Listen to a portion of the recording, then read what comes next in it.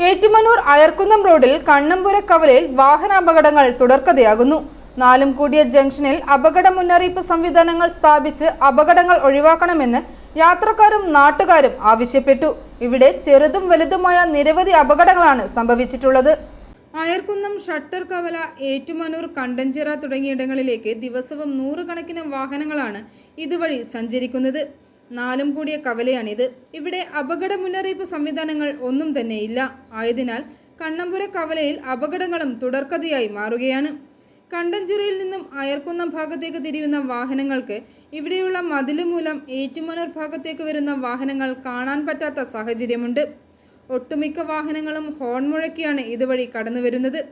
എന്നിരുന്നാലും നാലു വശത്തു നിന്നും എത്തുന്ന വാഹനങ്ങൾ കാണാൻ കഴിയാത്തത് പലപ്പോഴും അപകടങ്ങൾക്ക് കാരണമാവുകയാണ്. രാത്രി സമയങ്ങളിലാണ് ഇവിടെ കൂടുതലും അപകടങ്ങൾ സംഭവിക്കുന്നത്. പലപ്പോഴും അപകടങ്ങൾ സംഭവിക്കുമ്പോൾ അപകട സൂചനാ സംവിധാനങ്ങൾ സ്ഥാപിക്കണമെന്ന് നാട്ടുകാർ ആവശ്യപ്പെടുന്നതാണ്. എന്നാൽ അധികൃതർ ഇതിന് തയ്യാറാകുന്നില്ല. ബ്ലിങ്കിംഗ് ലൈറ്റ് പോലുള്ള അപകട മുന്നറിയിപ്പ് സംവിധാനങ്ങൾ ഇവിടെ സ്ഥാപിക്കണമെന്നാണ് നാട്ടുകാരുടെയും യാത്രക്കാരുടെയും ആവശ്യം.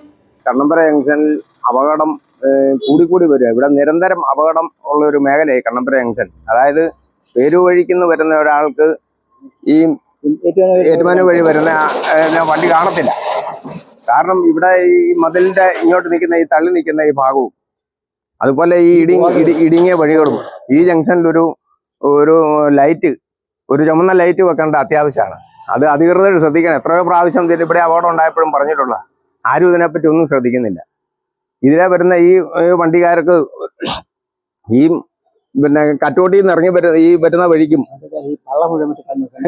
ഈ സൈഡിൽ ഇരിക്കുന്ന ഈ ബോർഡുകളും ഇതുമെല്ലാം ഒന്ന് മാറ്റി നല്ല ഈ കവലയ്ക്ക് ഒരു നല്ല ലൈറ്റും കൂടെ കൊടുത്തു കഴിഞ്ഞാൽ ഇവിടുത്തെ അപകടം കുറയുമെന്നുള്ളതാണ് ഞങ്ങളുടെ അഭിപ്രായം. i4 news, Ettumanoor.